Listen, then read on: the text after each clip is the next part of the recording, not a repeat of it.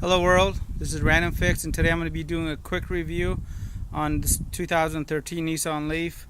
I sold Nissan Leafs for many years, and when I first decided to carry them I was a little hesitant because there wasn't a lot of information out there, and I tried to do research the best I could. It was a little misleading, so I'm going to cover with you guys what to look for and why these cars are great finds if you're able to get a good one. And so this is a 2013 Nissan Leaf that I actually sold one of my family members, and they've put on close to about almost 20 something thousand miles since they purchased from me.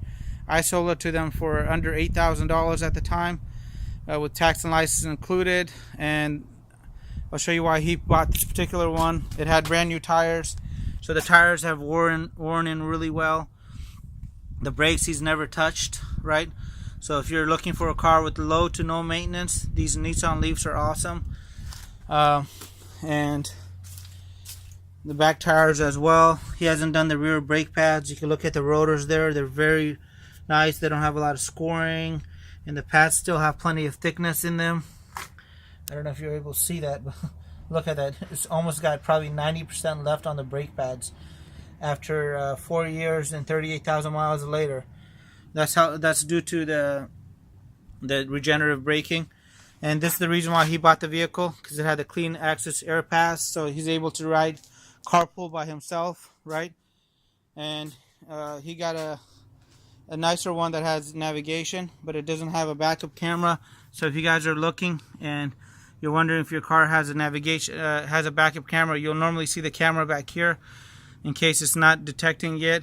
Or it's broken and it's not turning on. You'll see the backup camera right in there. These cars do not come with spare tires. Something to watch out for. You may want to carry a compressor, a can of Fix-A-Flat, or a tire plug kit, and I'll have that in the link below in some of my other Nissan Leaf videos on how to jump start them in case you really have to as a last resort. This is what he uses to charge it. He just uses a 120 volt outlet that he's hooked up to the front of the garage here, and he just pulls up and connects the vehicle, and he has about a 30-mile commute each way. And let me come around the rest of the vehicle, show you guys what to look for.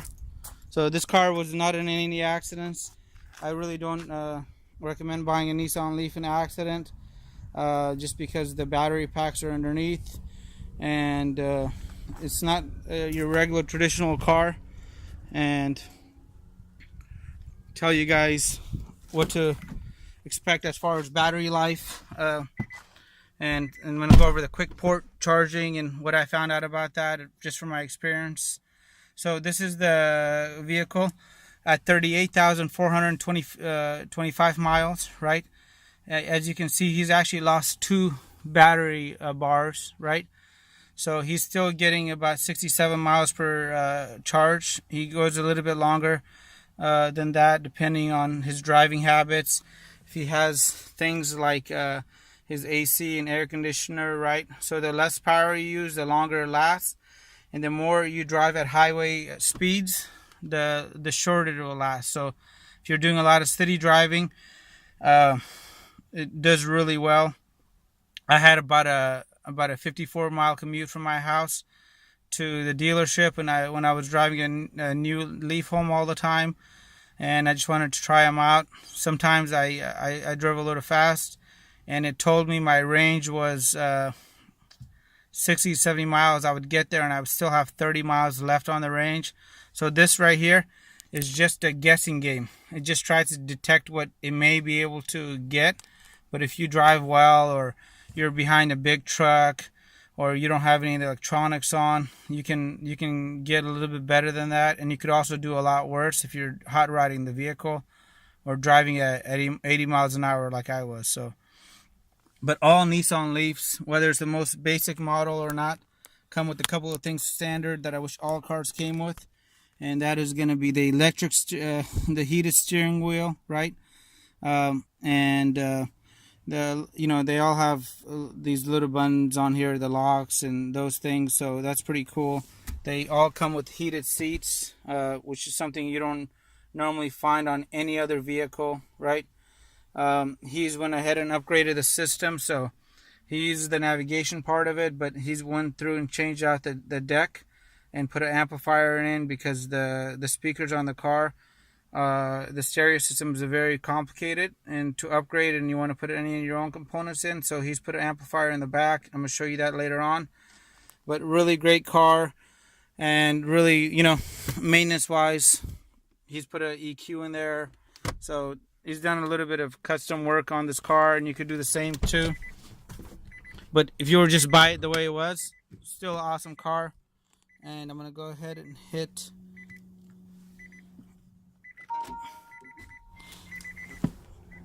that, show you the charging ports on here.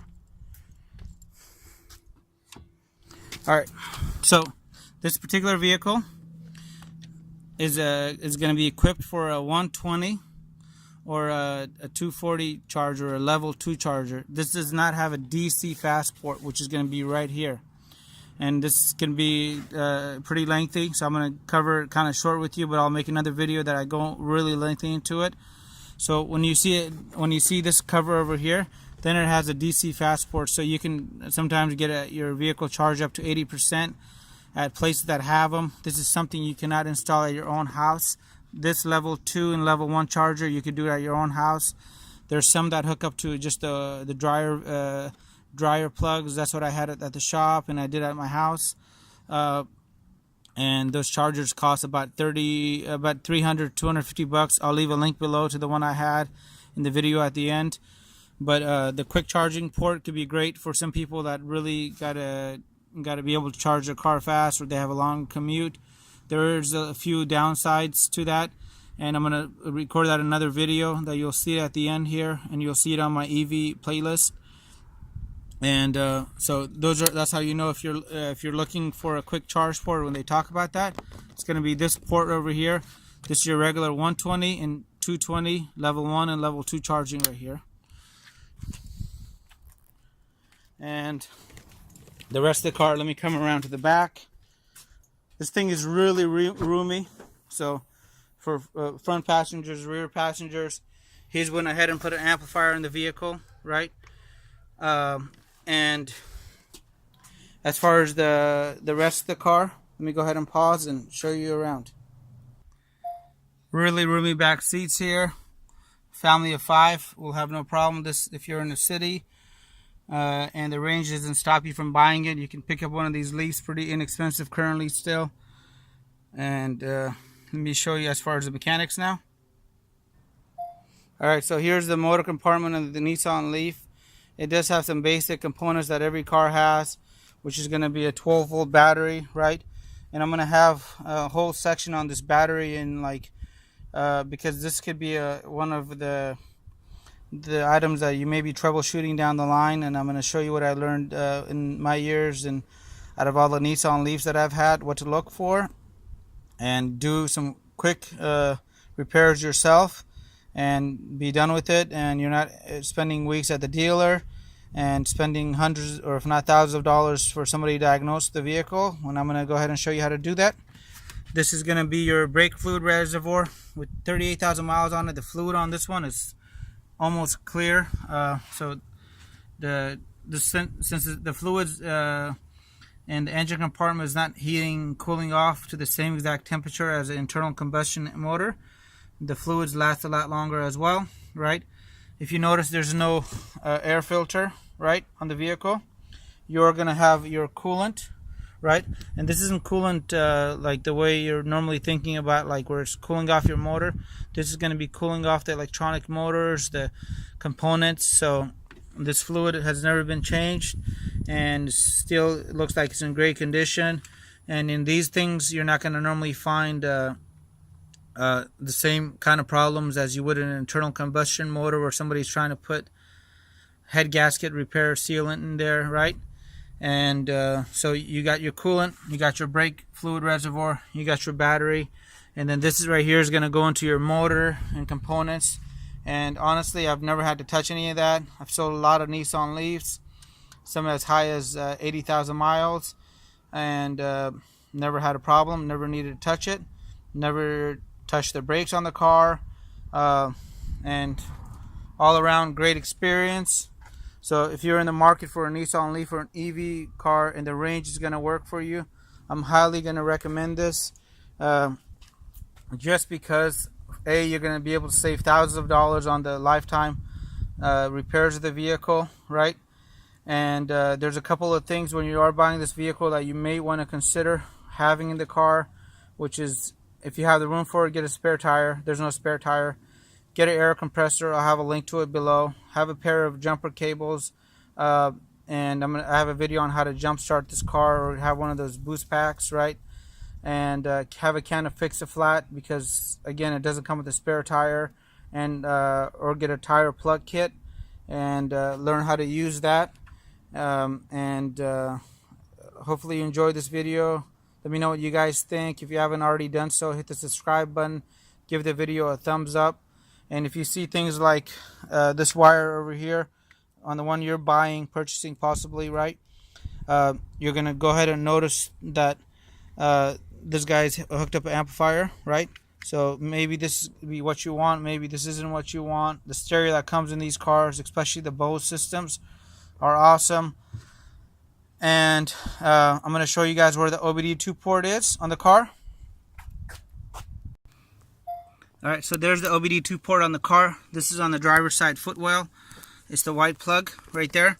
And this is where you would plug in an Obd2 scanner. Now when you plug in a regular Obd2 scanner like this, nothing will come up. You'll get an error message because there's really not a lot for the scanner to check. I'll have a video on how to check that with a more complicated, more expensive scanner. So let me know what you guys think. If you guys are have a friend or family, share this video with them. Thanks for watching, and have a great day, and keep an eye out on the rest of my videos, especially if you're buying this. I'm gonna have a whole video on the battery here, and a little bit more lengthy video on the quick charging port in my experience. Thanks guys.